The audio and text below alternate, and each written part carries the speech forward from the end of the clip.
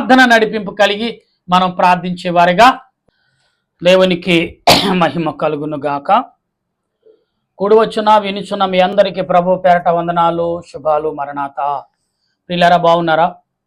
మీ అందరూ బాగున్నారని తలంచుచు మన రక్షకుడును ప్రభు అయిన యేసుక్రీస్తు యొక్క పరిశుద్ధమైన నామములో మీ అందరికీ శుభాలు తెలియపరుస్తున్నాను. ప్రియులారా, బయలుపరచబడిన బైబిల్ మిషను అంటే ఆనాడు బయలుపరచబడిన బైబిల్ మిషను 1937లో బయలుపరచబడింది. ఆ యొక్క బైబిల్ మిషన్ నిమిత్తము ఈరోజు పాఠముగా మీ ముందుంచబోతున్నాను. దాని కొరకు ప్రార్థన చేద్దాం. సర్వోన్నతుడా, సర్వాధికారి అయిన మా ప్రభువానికి స్తోత్రాలు. నాయన, ఈ సమయంలో నీ దాసుడిగా నా ప్రభా నీ ఎదుట చేరి ఉన్నాం. చేరిన మమ్మలను ప్రభా నీ ఆత్మ చేత మమ్మల్ని బలపరిచి నడిపించమని, నీ ఆలోచన యావత్తు కూడా మమ్మల్ని సిద్ధపరిచి నడిపించమని అడుగుచున్నాను. ప్రభా, మీరును మా తండ్రి గారును పరిశుద్ధులు దేవదూతుల యొక్క ఆలోచనను క్రియలుగా నడిపించి బలపరచమని, నీ ఆత్మ నడిపింపుతో వర్ధిల్లు చేయమని దేవా, నీ లేఖనమును చేతపట్టి నీ ఎదుట నిలుచున్న నన్ను నా తలంపులు మరుగు చేసి దేవా, నాలో నీ ఉండి నీ బిడ్డలతో మాట్లాడమని నాయన, నీ బిడ్డలకు అనగా నీ యొక్క ఆత్మీయ సంబంధమైన ప్రతి వారుకు నీ సన్నిధిని, నీ ఆలోచనను, నీ కృపను చూపించి బలపరచమని ప్రార్థిస్తుండగా, మహాగణుడువైన మా ప్రభువా నీకు వందనాలు, స్తుతులు, స్తోత్రాలు. ఈ సమయంలో మేమేమై ఉన్నామో అది నీ చిత్తము, మా చిత్తము కాదు.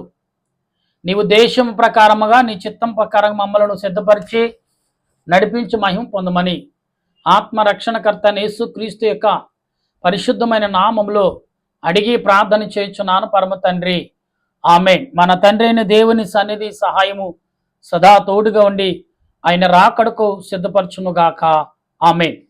ప్రభునందు ప్రియా దేవుని సంగమా, బైబిల్ మిషను ఏర్పరిచిన ఆనాడు ముందుమూరు దేవదాసయ్య గారు జయగురుపాడు అనగా రాజమండ్రిలో ఉన్న జయగురుపాడులో దేవుడికు ఏర్పరిచిన పిలువబడిన బైబిల్ మిషను ఆనాడు దేవదాసయ్య గారు దొరల యొద్ద నుండి బయటికి వచ్చి బైబిల్ మిషనును ఏమి చేయాలని ప్రార్థన చేసుకుంటే ఆయన బయలుపరిచిన బైబిల్ మిషను బంగారం అక్షరాలతో ప్రభువు చూపించడం, ఆయన రీతిగా ప్రార్థన చేయటం, ఇక్కడ అన్నీ కూడా మరి చాలా వేగముగా జరిగినట్టుగా బైబిల్ గ్రంథంలో కనబడుతుంది.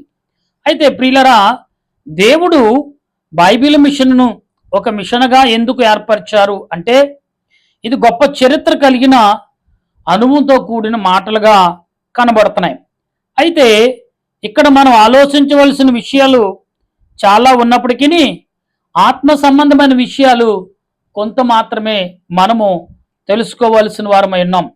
ప్రియులరా, వాక్య గ్రంథంలో చదువుతున్నప్పుడు ఇక్కడ కొన్ని క్లుప్తముగా మనకిచ్చారు. బైబిల్ మిషన్ అనేది ఎప్పుడు ఏర్పరిచారు అనేది ఆ సంవత్సరము కూడా ప్రియులరా కనపరిచిన వారై ఉన్నారు.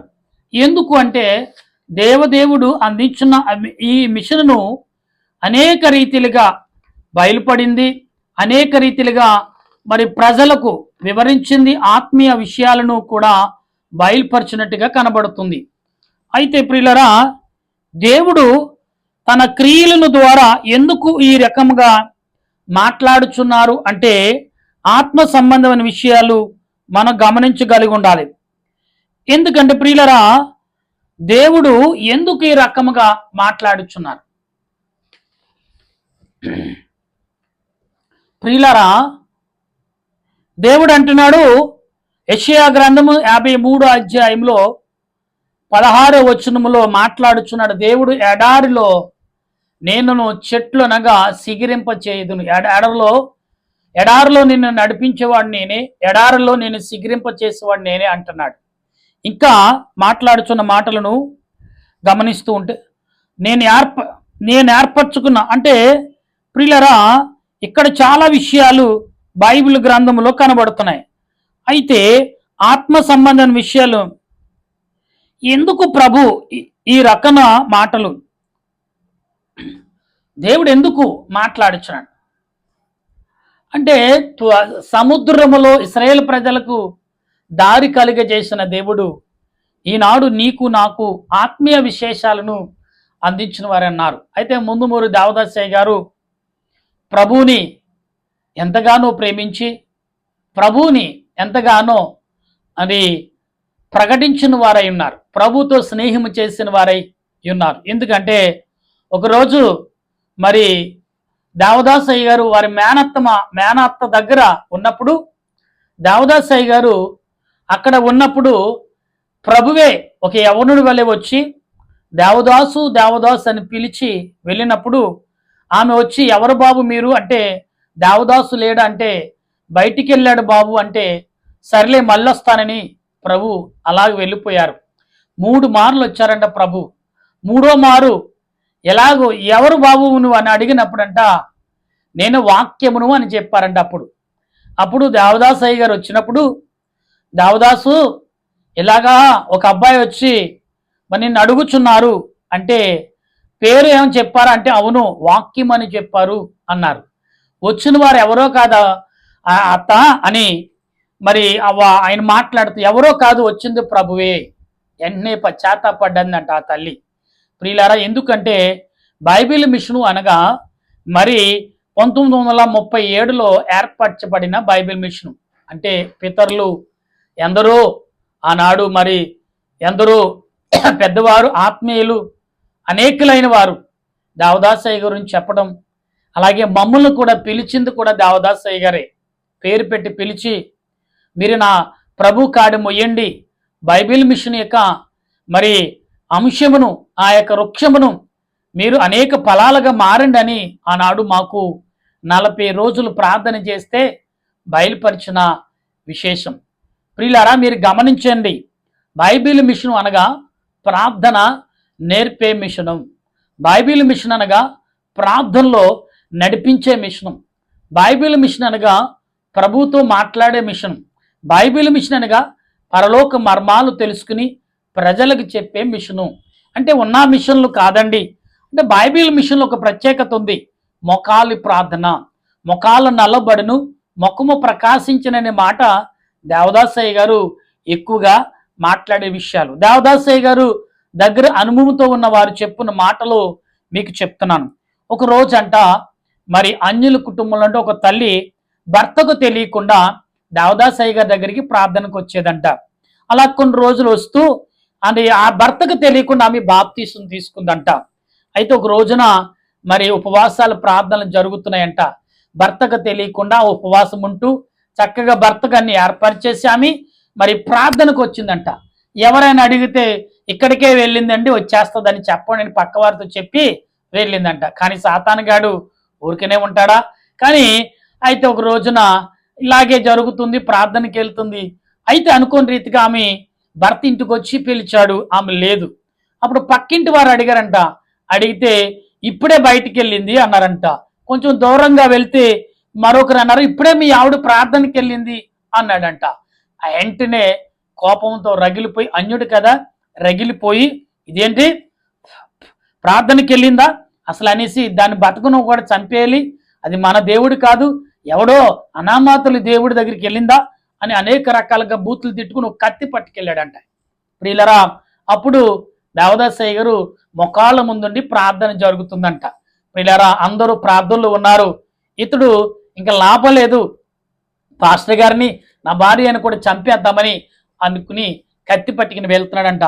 పైన అయ్యగారు మేడగదులు ఉన్నారు, మరి ప్రార్థన జరుగుతుంది. ప్రియులరా, ఆ పైకి మెట్లు ఎక్కుతున్నాడంట. ఒక మెట్టు ఎక్కగానే కాలు పట్టేసిందంట. ప్రియులరా చూడండి, గమనించండి, అయ్యగారు ప్రార్థనలో ఉన్నారు. వీడేమో ఎంత భయంకరంగా వస్తున్నాడో అంతే ప్రార్థన అయ్యగారు చేస్తున్నారు. అయ్యగారు వస్తున్నారని తెలుసుండి మరి ఈమె తన భర్త కొరకు అనేక మార్లు అయ్యగారి చేత ప్రార్థన చేయించిందంట.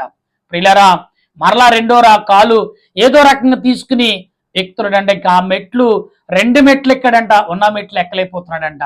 ప్రియులరా, ఏమైపోయిందని కాళ్ళు ఎంతో బరువు ఎక్కిపోయిందండి, శరీరం అంతా అసలే చూడలేనంత బరువు అంతా. ప్రియులారా, అప్పటి వరకు తిట్టిన వాడు ఏడవటం మొదలు పెట్టాడంట. ప్రియులారా, ఏడ్చి కేకలు వేస్తున్నాడంట. అప్పుడు దేవదాసయ్య గారి దగ్గరికి ఒక శిష్యుడు వచ్చి, మరి అయ్యా పలాని వ్యక్తి మరి మెట్ల మీద లెగలేక పడిపోయి ఏడుస్తున్నాడయ్యా అంటే, పర్లేదు యాండవండి, మీకెందుకు, మీరు వెళ్ళండి అని చెప్పి అన్నారంట. కాసేపటి తర్వాత అయ్యగారు మరి ప్రార్థన చేసి, ఏంటి అయ్యగారి రూపంలో కాకుండా ఒక చిన్న పిల్లడి రూపంలో వచ్చి అయ్యగారి దగ్గరికి తీసుకెళ్ళాడంట.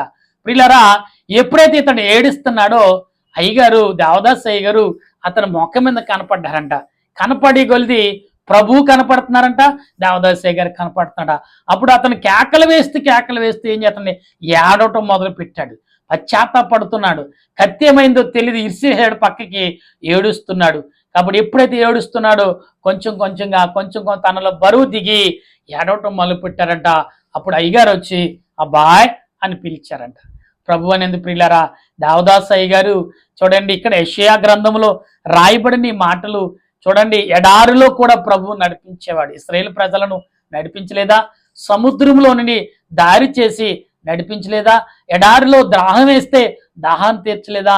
బైబిల్ మిషన్లో ప్రార్థన ఎటువంటిదంటే మోకాలు ప్రార్థన. అటువంటి ప్రార్థన అప్పుడు అతను అయ్యగారిని పట్టుకుని అయ్యగారి పాదాల దగ్గర పడి, మరి పాదాల మీద, అయ్యా నన్ను క్షమించు, నిన్ను చంపేయాలనుకున్నానయ్యా, నీవు సామాన్యుడు కాదు, ప్రభువును చూశాను, నిన్ను చూశానయ్యా, ప్రభువులో నువ్వు ఉన్నావు, నీలో ప్రభు ఉన్నారయ్యా, నన్ను మండించి ఆయన ఏడ్చి పశ్చాత్తపడి వెంటనే బాప్తీసం తీసుకున్నాడంట. వారి భార్య భర్తలు దేవదాసయ్య గారికి ఆ సంఘాల్లో పరిచయం చేయటకు మరి ఎంతగానో ముందుకు సాగారంట. పిల్లలు, ఎందుకంటే దేవదాసయ్య గారు ఎవరిని తిట్టలేదు, ఎవరిని కొట్టలేదు, ఎవరి డబ్బును కూడా ముట్టుకోలేదు. స్త్రీని గాని ధనాన్ని గాని ముట్టని వారు దేవదాసయ్య గారు. ప్రభు ఆనాడు ఎలాగైతే ఈ లోకానికి వచ్చారో అలాగే ఈ లోకానికి వచ్చి బైబిల్ మిషన్ అని ఒక మిషను మరి స్థాపించి, ఆ మిషను పరలోక సంబంధమైన మిషన్గా ఆయనే బయలుపరిచి ఏమి రాయబడిందంటే బంగారు అక్షరాలతో బైబిల్ మిషను అని రాయబడిందంట. అప్పుడు దేవదాసయ్య అన్నారంట, అయ్యా ఇంత పెద్ద పేరు నాకు చూపిస్తున్నాం, నేనేం చేయగలను, నేనైతే మరి నా వల్ల కాదు అంటే, దేవదాసు నీకెందుకు, నేనున్నాను కదా, నువ్వు ముందుకున్నాడు అన్నారంట అయ్యగారు. ప్రియులరా, అక్కడి నుంచి ప్రియులరా గుంటూరు వచ్చారు. ప్రియులరా, మరి దేరుపూడు రాజు గారు మరి సిలువు రాజు అయ్య గారు ఇక వారి స్థలమునకు వచ్చినప్పుడు మొదట ఏలూరు వచ్చారు, ఏలూరు నుంచి మరి గుంటూరు వచ్చారు. ప్రియులారా, ఇలాగా ఆయన పరిచర్య చేశారు.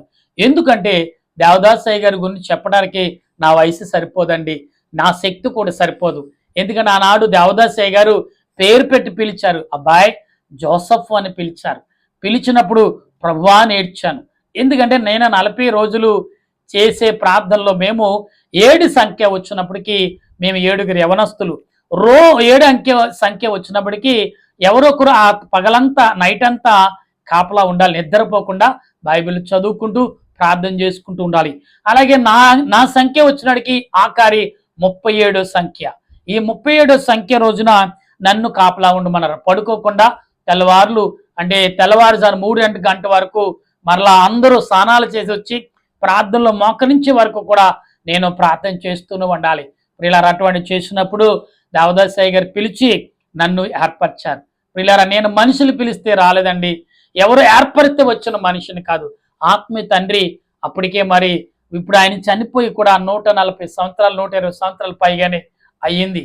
ప్రియులారా, అయితే ఆత్మరూపంగా మాతో మాట్లాడుతున్నారు. ఎందుకంటే దేవదాసయ్య గారు చెప్పిన సూచనలు ఇప్పుడు బైబిల్ మిషన్లో అనేక రకాలుగా మేము సొంతంగా ఎప్పుడు కూడా ఏ విషయం మేము చెప్పమండి. దేవదాసయ్య గారు అన్న మాట, ఆయన మీతో చెప్పింది చేడి, తెలియని విషయాలు ప్రభువును అడుగు తెలుసుకుని, ఏ మతాన్ని కానీ ఏ మనిషిని కానీ ఏ కులాన్ని కానీ దేశించవద్దు, దూషించవద్దు అన్నారు. అంటే ఎవరిని తిట్టడాకును, ఎవరిని మరి తుణీకరించుటకును, ఎవరిని మరి పొరపాటుగా మాట్లాడటకు మనకు అధికారం లేదు అని ఆనాడు దేవదాసయ్య గారు చెప్పిన మాటలు. ప్రియులారా, నీకు మరలా చెప్తున్నాను, దేవదాసయ్య గారు పిలిచినప్పుడు నాకు ప్రార్థన రాదండి, నిజంగా ప్రార్థన రాదు. ప్రియులారా, 95వ సంవత్సరంలో జరిగిన సంఘటన ఇది. ప్రియులారా, పెళ్ళై సంవత్సరం అయింది, సంవత్సరం తర్వాత జరిగిన సంఘటన. ప్రియులారా, ఎందుకంటే ఇవన్నీ మాకు తీపురు గుర్తులుగా ఆత్మ తండ్రి అనే దేవదాసయ్య గారు నడిపించినప్పుడు, అయ్యా నాకు పెద్దగా మరి జ్ఞానవంతుడిని కాను, నేను మరి అంతగా నేను నిలబడలేనంటే, అబ్బాయి నేను ఉంటాను కదా, నీకెందుకు అని పిలిచి, ఇలాగనేవారు అబ్బాయి అని పిలిచేవారు దేవదాసయ్య గారు. ఎందుకంటే ఆత్మగా బయలుపడినప్పుడు దేవదాసయ్య గారు పిలిచి దీవించి మరి వెళ్ళేవారు. మేము యాకోబు గారితో మాట్లాడాం ఆత్మరూపముగా, ఏమంటే అబ్రహాము గారు మాతో మాట్లాడారు ఆత్మరూపముగా, ప్రియులారా బయలుపడి మాతో మాట్లాడారు. మీకు సంగతి తెలుసా, ఇస్కరియోత కూడా మాతో మాట్లాడాడు. ఏమని మాట్లాడాడు? అయ్యా నా కొరకు యవనస్తులారా ప్రార్థించండి, నేను యవన కాలంలో ప్రభువుని తిరస్కరించాను, ప్రభువుని అప్పగించాను, ఇప్పుడు నా ఆత్మ ఈ గాలి లోకంలో అల్లాడుతుంది, కాబట్టి నా కొరకు ప్రార్థన చేయడని బ్రతిమాలుకున్నాడు. ఇప్పటికీ మేము మర్చిపోలేం. ఎందుకంటే ఎందరో భక్తుల చేతలో మేము వారి అనుభవాలు మేము నేర్చుకున్నాం. మాకు అనుభవం నేర్పిన వారు, మేము సేవ చేసిన సేవకులు ఎవరు కూడా మరి ఈ భూమి మీద లేరు. ఎందుకంటే చాలా మంది, కొందరు మరి హార్ట్ అటాక్ వచ్చి, కొందరు ప్రభు పిలుపు చేత అందుకున్న వారే. వీరందరూ కూడా చాలా మంది ప్రభు సన్నిధిలో ఉన్నవారే. ఎందుకంటే బైబిల్ మిషను అనగా ఏ సంఘాన్ని కానీ, ఏ మతాన్ని కానీ, ఏ వ్యక్తిని కానీ ఇది ఈ మిషన్ అలాగా, ఆ మిషన్ ఇలాగా చెప్పటకు ఒప్పుకోదు బైబిల్ మిషన్. ఎందుకంటే బైబిల్ మిషన్ అంటే బైబిల్లో ఉన్న మరి గ్రంథములో ఉన్న మాటలే వివరించాలి. లోకములో ఎక్కడెక్కడో తెచ్చి పొలముకూడదు. అందుకే ప్రభు అన్నారు, ఇదిగో రాకడ తలంపులు కలిగిన మీరు మాట్లాడగలిగి ఉండాలి తప్ప లోక సంబంధమైన తలంపులు కలిగి మాట్లాడకూడదు అన్నారు. అంటే ప్రియులారా, నేను మీ అందరికీ ఒకటే చెప్తున్నాను, ఈ యొక్క మరి ఈ దినాల్లో వర్షాకాలంలో ప్రభు ఏమేమి మనకు చెప్తున్నారంటే, ఈ యొక్క బైబిల్ మిషన్ అనే పండుగ దినాలు వచ్చినప్పుడు, పస్కా పండుగ దినాలు గొప్పగా జరుగుతున్నప్పుడు అనేక రీతిగా మరి మాకు ఆనాడు కాలంలో మేము సేవకు వచ్చిన కొత్తలో సిలువరాజు గారు మరి ప్రభువునందు నిద్రించి పరలోక రాజ్యం వెళ్ళిన వారు, వారు ఏమన్నారు తెలుసా? ప్రభు దేవదాసయ్య గారు మనకేం చెప్పారు, మనం అదే చేయాలని, నడుము కట్టుకోండి, బలముగా ప్రార్థించేయండి, పరిచయ విషయంలో ఎవరిని దేహి అని అడుక్కోవద్దు, ఎవరైనా ఇస్తంటే ఎందుకు ఇస్తున్నారు, దేని కొరకు ఇస్తున్నారు, దేని నిమిత్తం ఇస్తున్నారు, ఎందుకు ప్రార్థన చేయాలి, ఇవన్నీ వివరాలు అడిగి ప్రార్థన చేయండి అన్నారు. ఇవాళ ఎలాగుందంటే సేవలో చాలా మంది డబ్బులు ఇస్తుంటే, మరి వాళ్ళ దగ్గర డబ్బు ఉందంటే 100 సార్లు వారి గృహాల చుట్టూ తిరిగి వారే అయినారు. కానీ దేవదాసయ్య గారు అన్నవారు ఏమని తెలుసా? ఇదిగో నువ్వు ఆకలి కొనుక్కుంటే ఆకలి కలిగి ప్రార్థించే, నువ్వు నీరసం కలిగి ఉన్నావా, నీరసంలో ఉండి ప్రార్థించే, నువ్వు బాధ కలిగి ఉన్నావా, బాధలో ఉండే ప్రార్థించే, అప్పులు బాధలో ఉన్నావా, అప్పులు బాధలు కలిగి ప్రార్థించే, ఒకవేళ ఎవరి చేతులను మోసపోయావా, నీవు వారిని దీవించమని ప్రార్థించేసే. ఎందుకంటే మోసపోయిన వాడు బలపడి నిన్ను ఇంకా అభివృద్ధిగా బలపరుస్తాడని, వాడు దూషించకు, నేను మోసపరిచాడు కదా, నీ డబ్బు తినేశాడు కదా అని బాధపడకు, వారి కొరకు వారిని ఇంకా బలపరచు ప్రభు అని ప్రార్థించేమన్న దేవదాసయ్య గారు. ఎందుకంటే అందుకే దేవదాసయ్య గారు అన్నారు, ఇదిగో పక్కనే ఉన్నాడు పగవాడు, చెంతనే చేరాడు చెనిగాడు, మెలకు కలిగి ఉన్నాడు ప్రియులారా. అంటే సాతానుగాడు పక్కనే ఉన్నట్టుగానే మనం ప్రార్థించాలి. చూడండి, పక్కన బాంబు ఉంది, నువ్వు ప్రార్థన చేయకపోతే బాంబు పేలిపోద్ది అంటే ప్రార్థన కాపం నేను ప్రాణ తీపుతో అలాగా ప్రార్థన చేయాలంట. ఇదిగో పక్కన తాసుపం ఉంది, నువ్వు ప్రార్థన ఆపితే తాసుపం కరిచేద్దంటే, కాటేస్తుందంటే మనం ప్రార్థన ఆపం, ప్రార్థన చేస్తూనే. అది ఒక సింహం ఉంది, అది నిన్ను ప్రార్థన వినకపోతే అది నిన్ను చంపేస్తుంది, నీ గొంతు పీసుకేస్తుంది అంటే ప్రార్థన ఆపం. అలా చేయాలంటే ప్రార్థనలో ఉంటే ఎన్ని చప్పుళ్ళు వచ్చినా, ఎంత గందరగోళమైనా నువ్వు ప్రార్థన దిష్టి పరలోకం వైపును ప్రభు వైపే ఉండాలి తప్ప, అయ్యో పక్కన డిస్టర్బ్ అవుతుంది, వాడు అల్లరి చేస్తున్నాడు, వీడు అల్లరి చేస్తున్నాడు, నీ దిష్టి ప్రభు వైపే ఉండాలి, నీ చూపు ప్రభు వైపే ఉండాలి, నీ మాటలు ప్రభు పోలే ఉండాలి తప్ప సాతానుకు చోటు చిక్కకూడదని దేవదాసయ్య గారు ఆనాడు, మరి సిలువరాజయ్య గారు, ఇలాగా మరి జాను గారు, వీళ్ళందరూ ఎందరో మరి చెప్పుకుంటే తీరని వారు ప్రియులరా. ఆనాడు వీరందరూ కూడా ప్రియులరా మరి ప్రభువునందు పిలుపునందుకున్న వారు. ఈనాడు వారి సాక్షులుగా, వారి బిడ్డలుగా, మరి వారి పరిచర్లో మేము పాలు పంచుకునే వారిగా, బైబిల్ మిషను మరణాత ప్రార్థన సన్నిధి యొక్క పరిచారకుడిగా నేను మీకు ఈ రోజున తెలియపరుస్తాను. బైబిల్ మిషన్ అంటే ఏమండి, ఎడారులో కూడా ఆ మొక్క సిగరించగలదు. ఎందుకంటే ఇప్పుడు మనం దుబాయ్, ఖత్తర్ వెళ్ళినప్పుడు అక్కడ ఇసుకలో, ఎడారులో వాళ్ళు నీటి తక్కువ తీసుకునే వృక్షాలని నాటి ఫలింపజేసి దానివల్ల ఫలాన్ని పొందుతారు. బైబిల్ మిషన్ ఏంటంటే నువ్వు శోధనలో ఉన్నప్పుడు కూడా అందులో ప్రార్థన చేసి ఫలముందని నువ్వు గుర్తించాలంట. అలాంటి ప్రార్థన బైబిల్ మిషన్లో మరి నేర్పిన ప్రార్థనలు. నువ్వు వ్యాధుల్లో ఉన్నప్పుడు ఆ వ్యాధిని ఎందుకు వచ్చింది, నేను వెంబడిస్తుంది, అసలు దాన్ని ఎందుకు వచ్చింది, దానికి ఏం అవసరము నీ వల్ల, అసలు నీలో ఎలా ప్రవేశించదో దాని కొరకు ప్రార్థించేమని రాదంట. దాని కొరకు ప్రార్థన చేస్తే అది మనల్ని దీవించి మనల్ని విడిచిపెట్టి వెళ్ళిపోద్దంట. అటువంటి ప్రార్థన దేవదాసయ్య గారు మా అందరికి నేర్పారు. అంటే అన్ని ప్రార్థనలు మరి పుస్తకాల ద్వారా రాత రూపంలో దేవదాసయ్య గారు అందించిన వాక్యాలే మీకు ప్రతిరోజు వివరిస్తున్నాం, అంశాలనే ప్రకటిస్తున్నాను. ప్రియులారా, మీరు గమనించండి, నా సొంత విషయాలు మీకు ఎప్పుడు చెప్పను కూడా చెప్పదలుచుకోదు. ఎందుకని అన్నారు, దేశము కొరకు మీరు బంగారంగా ప్రార్థన చేయాలి. ఎవరైతే నిన్ను కొట్టడానికి వస్తున్నారో వారి కొరకు, మరి ముఖ్యం మర్చిపోకండి, అన్యులైతే ఎవరైతే ఉన్నారో వాళ్ళ కొరకు మీరు, వారి అభివృద్ధి కొరకు, వారి బాగోగుల కొరకు, వారి ఆరోగ్యం కొరకు మీరు ప్రార్థించండి. వారి వల్ల మీకు రూపాయల లాభం రాదు కదా, ఎలా ప్రార్థన చేయాలి ప్రభు అంటే, లేదు, వాళ్ళే మిమ్మల్ని ప్రేమించేవాళ్ళు, వాళ్ళే మిమ్మల్ని గౌరవించేవాళ్ళు, వాళ్ళే ప్రభు పరలోక రాజ్యంలో చేరేవారు అని ప్రత్యేకమైన ప్రార్థన అన్యుల కొరకు చేయమని చెప్పేవారు. ఎందుకంటే ప్రియులరా, ఈనాడు బైబిల్ మిషన్లో ఉన్న వారందరూ కూడా అన్యులే అని ప్రభు అబ్రహాం మొదలుకొని ఈనాటి వరకు కూడా అందరూ నమ్మి బాప్తిసం పొందిన వారే, అందరూ అన్యులమే. అయితే ఇక్కడ బైబిల్ మిషను మరి ఆనాడు 1937 సంవత్సరంలో దేవదాసయ్య గారికి బైబిల్ మిషన్ అని బంగారు అక్షరాలతో రాయబడిన ఆ మిషన్ను ఈరోజు ప్రపంచమంతటా మరి విస్తరించింది. పరలోక తలంపులు, రాకడ తలంపులు,